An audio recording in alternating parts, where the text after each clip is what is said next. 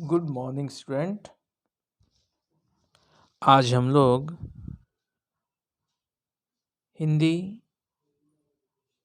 व्याकरण के अंतर्गत सर्वनाम का अध्ययन करेंगे।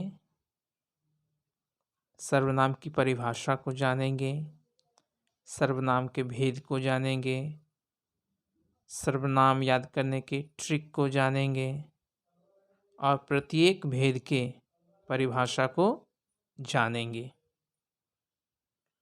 तो सर्वप्रथम हम लोग सर्वनाम क्या है उसकी चर्चा करते हैं, उसका अर्थ क्या होता है। तो जैसा कि बताया जा रहा है, सर्वनाम का अर्थ है सभी का नाम, अर्थात जब हम किसी के लिए वह, तुम जैसे शब्दों का प्रयोग करते हैं तो उसके अंतर्गत कोई भी आ सकता है। इसकी परिभाषा की ओर बढ़ते हैं। तो जैसा कि परिभाषा में बताया जा रहा है, जो शब्द संज्ञा के स्थान पर प्रयुक्त किए जाते हैं, यानी वैसे शब्द जो संज्ञा के स्थान पर स्थापित किए जाते हैं, प्रयोग में लाए जाते हैं, उसे ही हम सर्वनाम कहते हैं। जैसे यहाँ है, राम अच्छा लड़का है, राम विद्यालय जाता है।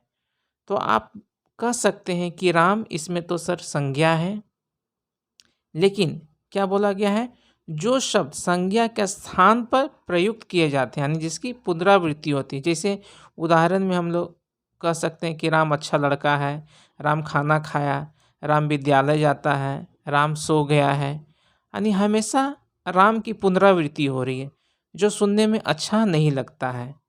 तो उसी की जगह अगर हम मैं, हम, तुम, वह, यह, आप, कौन, कोई, इन सब का प्रयोग करते हैं संज्ञा के स्थान पर, उसी को हम क्या बोल सकते हैं, सर्वनाम।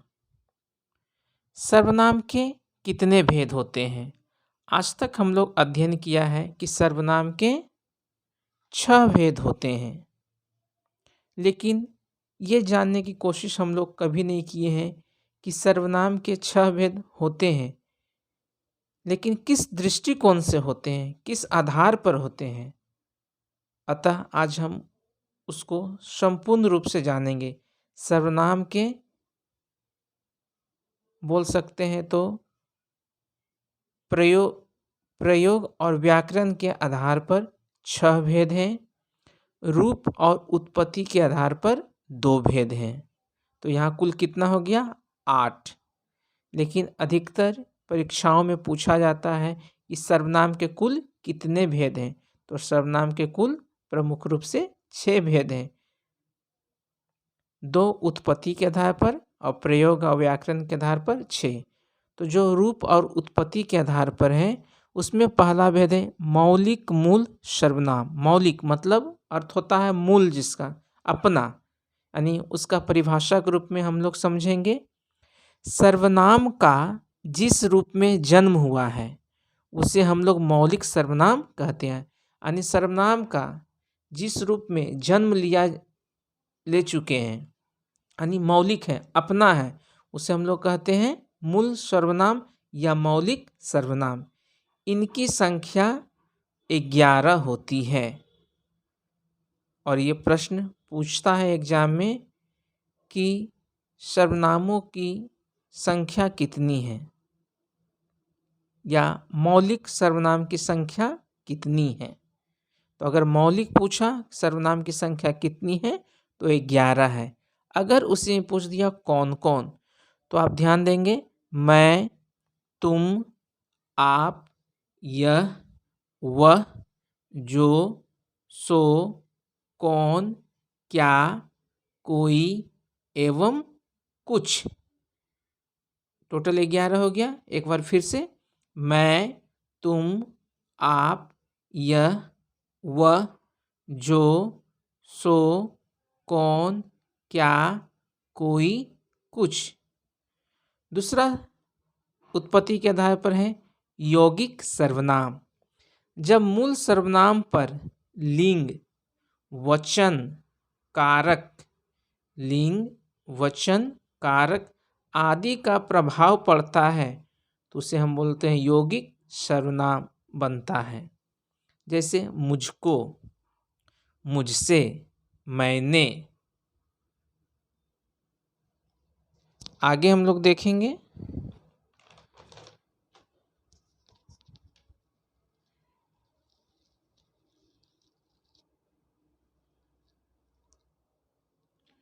व्याकरण के आधार पर सर्वनाम के भेद। निश्चयवाचक सर्वनाम, अनिश्चयवाचक सर्वनाम, प्रश्नवाचक सर्वनाम, संबंधवाचक सर्वनाम, निजवाचक सर्वनाम, पुरुषवाचक सर्वनाम। निश्चय के अंतर्गत उदाहरण में हम देख सकते हैं यह, वह, ये, वे। अनिश्चयवाचक में कोई, कुछ। प्रश्नवाचक में प्रश्न चिन्ह का प्रयोग। संबंधवाचक सर्वनाम में जो, सो, जिसका, जिसकी। निजवाचक सर्वनाम में स्वयं, आप, खुद। पुरुषवाचक सर्वनाम में उत्तम, मध्यम, अन्य पुरुष। अब है कि व्याकरण के आधार पर सर्वनाम के 6 भेद होते हैं। 6 भेद को अगर हमको याद करना है, याद नहीं रहता है, एक छोटा सा ट्रिक है, आप उसको याद कर लेंगे। ट्रिक है अनाप शनाप। एक बार ट्रिक पुनः दोहरा रहा हूँ, अनाप शनाप। जैसे अ से अनिश्चयवाचक सर्वनाम, ना से निश्चयवाचक सर्वनाम, प से पुरुषवाचक सर्वनाम। अनाप का क्लियर हो गया। अब शनाप में स से संबंधवाचक सर्वनाम, ना से निजवाचक सर्वनाम, प से प्रश्नवाचक सर्वनाम। इसलिए मैंने ट्रिक बनाया अनाप शनाप, यानी अनिश्चयवाचक सर्वनाम, निश्चयवाचक सर्वनाम, पुरुषवाचक सर्वनाम, स से संबंधवाचक सर्वनाम, ना से निजवाचक सर्वनाम, प से प्रश्नवाचक सर्वनाम। आइए प्रत्येक की परिभाषा को हम लोग जानेंगे उदाहरण के साथ। तो सर्वप्रथम है अनिश्चयवाचक सर्वनाम।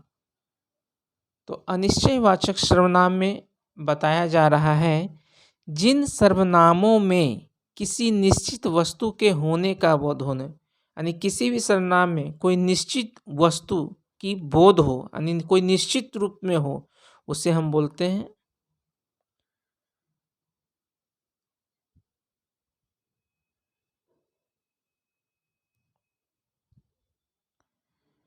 एक बार यहाँ ध्यान दीजिएगा।